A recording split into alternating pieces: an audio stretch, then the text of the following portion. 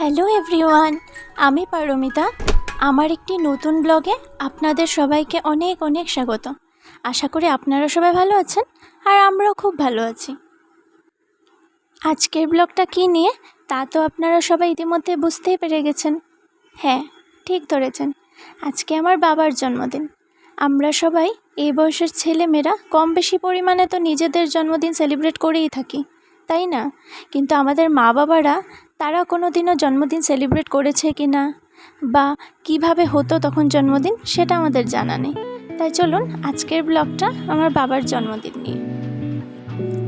দিনটা ছিল বুধবার, 2023 আগস্ট। কিছু মনে পড়েছে? হ্যাঁ, সেদিনে আমাদের চন্দ্রয়ান 3 সাকসেসফুলি ল্যান্ড করেছিল মুনে। এই দিনটাকে আমরা ন্যাশনাল স্পেস ডে বলেও জানি।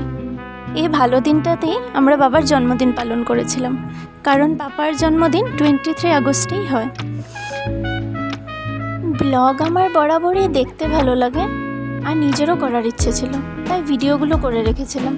কিন্তু কখনো সেইভাবে সময় হয়ে ওঠেনি যে এডিটিং করব, ব্লগ চ্যানেল খুলব।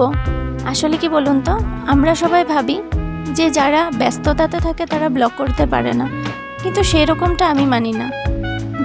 যারা ব্যস্ততার মাঝেও ব্লগগুলো করে এডিট করে আপলোড করে তাদেরকে আমি অনেক ধন্যবাদ জানাই, কারণ এক একটা ব্লগ করতে যতটুকু না সময় লাগে তার থেকে বেশি এডিটিং করতে বেশি সময় লাগে। তাই আমার মোবাইলেও থাকা পুরনো কিছু র ভিডিওসগুলোর এডিটিং করে আমি আপলোড করছি, যাতে এগুলো স্মৃতি হয়ে সারা জীবন আমার সাথে থেকে যায়।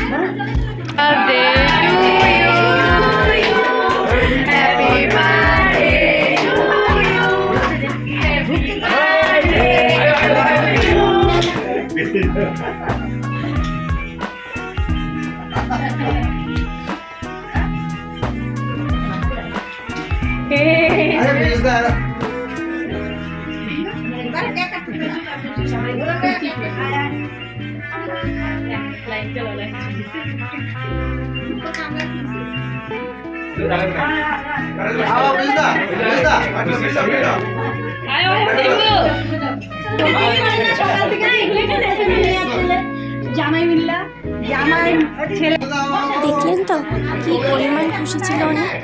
আমি তো সাজেস্ট করব সবারই নিজের মা বাবার জন্মদিন করা উচিত। ওরা নিশ্চয়ই খুশি হবে, এইটুকু কথা দিতে পারি।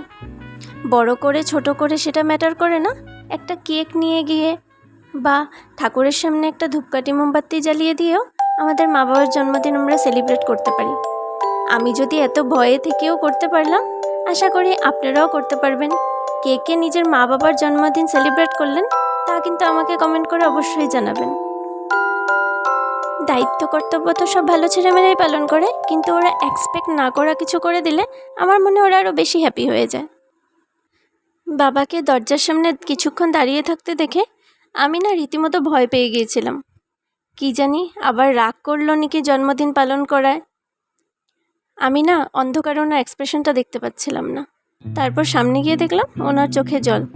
তখনই বুঝতে পারলাম যে উনি কী পরিমাণ খুশি হয়েছেন। এখানে থাকা গেস্টরা সবাই কোনো না কোনোভাবে আমাকে হেল্প করেছে। সবাই যদি না জানিয়ে লুকিয়ে না আসতো বা কেউ যদি জানিয়ে দিত বাবাকে ইনভাইট করার ব্যাপারটা, তাহলে হয়তো দরজার সামনে আমরা সবাই পাপার এক্সপ্রেশনটা দেখতেই পেতাম না। বাকি সব ফ্যামিলি মেম্বার আসতে পারিনি, কারণ আমি এই লাস্ট শর্ট নোটিসে ওদের জানিয়েছিলাম। ওরা দূরে থাকে, তাই জয়েন করতে পারিনি। আমি তো নিজেই শিওর ছিলাম না, ভয়ে ভয়ে যে জন্মদিনটা করব কি করব না, তাই ভুলটা আমারই। লাস্ট একদিন আগে ওদের জানানোর জন্য ওরা আর আসতে পারেনি, যদিও আমরা প্রিপারেশন 2-3 দিন থেকে আগে থেকে অল্প অল্প করে করছিলাম। কিন্তু গেস্ট ডাকবো বা ঘটা করে করব বলে আগে থেকে আমাদেরও জানা ছিল না। পুরো ফ্যামিলি এখানে থাকলে তাহলে হয়তো খুশিটা আরও দ্বিগুণ বেড়ে যেত।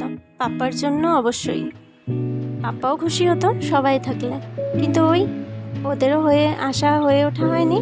আর আমি ওদেরকে লাস্ট মোমেন্টেই জানালাম।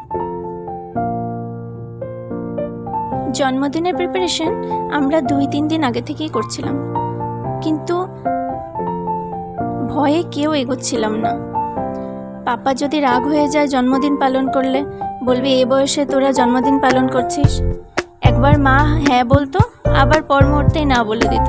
সবাই পাপার ভয়ে তটস্থ ছিলাম।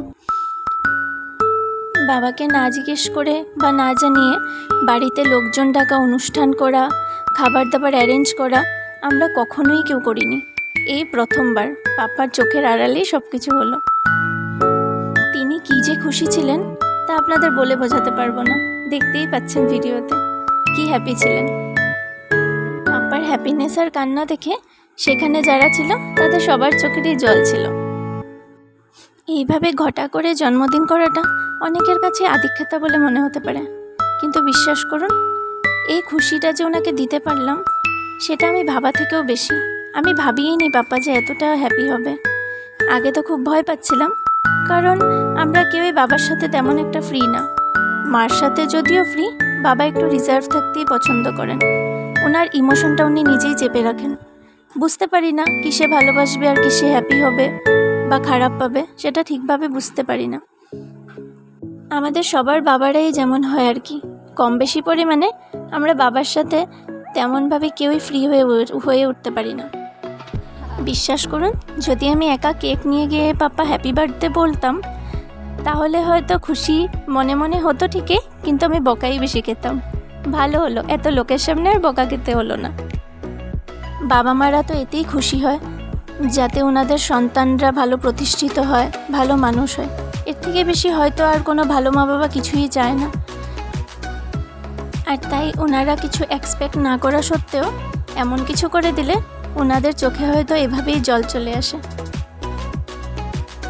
গিফট হিসাবে মা পাপাকে একটা সোনার আংটি উপহার দিল, নিজে হাতেই পরিয়ে দিল। ওই মোমেন্টটা আমার জন্য বেস্ট মোমেন্ট ছিল। আমি না কখনো এভাবে দেখিনি আংটি পরিয়ে দিতে বা অ্যানিভার্সারি সেলিব্রেট করতে। ওরা তো কখনো করে না। আগে একবার হয়েছিল অ্যানিভার্সারি সেলিব্রেশন, কিন্তু ওটা আমি করিনি। কিন্তু তারপরে এই আংটি পরিয়ে দেওয়ার ব্যাপারটা আমার জন্য খুবই প্রিয় ছিল। আর আমরা পাপাকে একটা কোট পেন গিফট করলাম, ব্যাস এইটুকুই। বাকি পাপার খুব পছন্দ হয়েছিল সেটাও। গেস্ট হিসাবে পাপার কিছু বন্ধু বান্ধব আর আমাদের ফ্যামিলি মেম্বার্সরা ছিল। পিসিরা, মামি মামারা, কাকিমণিরা, জেঠু জেঠিমণিরা সবাই উপস্থিত ছিল। সবাইকে দেখে পাপা আরও বেশি খুশি হয়ে গেল, কারণ পাপাকে তো কেউই জানতে দেয়নি যে আমাদের বাড়িতে আজ সবার ইনভাইট আছে। তাই পাপা খুশি আর অবাক দুটোই একসাথে ছিল। যারা অতিথিরা এসেছিল ওদেরকে আগে থেকেই বলে রেখেছিলাম পাপার অজান্তেই যাতে বাড়িতে প্রবেশ করে, পাপা যাতে না দেখতে পায়। পাপা অবাক হয়ে গেল যে পাপার চোখের সামনে দিয়ে পাপা বলতেই পারলো না যে এতগুলো লোক আমাদের বাড়িতে উপস্থিত আছে। তাই সবাইকে জিজ্ঞেস করছিল যে কে কখন এসছে, পাপা বলতে পারলো না। তখনও পাপার শখ ছিল।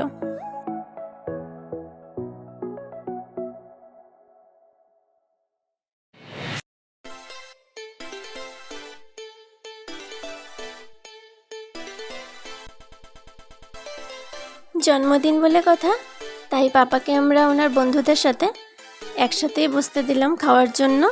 আর কাঁসার থালা বাসনেই খেতে দিলাম, সুন্দর করে সাজিয়ে গুছিয়ে, যাতে ওনারও ভালো লাগে। আর এখানে মেনু হিসাবে মাংস, ফ্রাইড রাইস, ভাজা, ডাল অনেক কিছুই ছিল। এখন এতদিন পর আমার তো সেইভাবে আর মনে নেই। মেনুতে অনেক কিছুই আমরা অ্যারেঞ্জ করেছিলাম। সব রান্না আমার মাই বাড়িতে করেছিল, আমরা সাথে হেল্প করে দিয়েছিলাম ওনাকে। ব্যাস এইটুকুই। পাপা দেখে অবাক হয়ে যাচ্ছিল যে আমরা কখন বাজার করলাম, রান্না করলাম। পাপা বাড়িতে থেকেও কিছুই জানতে পারলো না।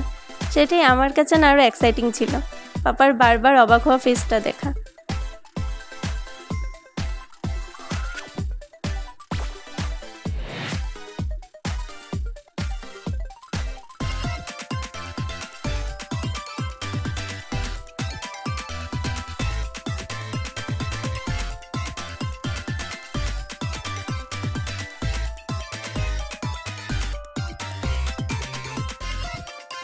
এইখানে গরম গরম বেগুন ভাজা হচ্ছে। আমার ছোট পিসি আর কাকিমণি আমাদেরকে হেল্প করে দিচ্ছে। ওরাও খুব খুশি ছিল এই আনএক্সপেক্টেড ওকেশনটার জন্য। চলুন আজকের মতো এখানেই আমি ব্লগটা শেষ করছি। আবার দেখা হবে একটি নতুন ব্লগে। টিল দেন ভালো থাকুন, সুস্থ থাকুন, হ্যাপি থাকুন। নিজেও ভালো থাকুন, সবাইকে ভালো রাখুন। Tata, take care.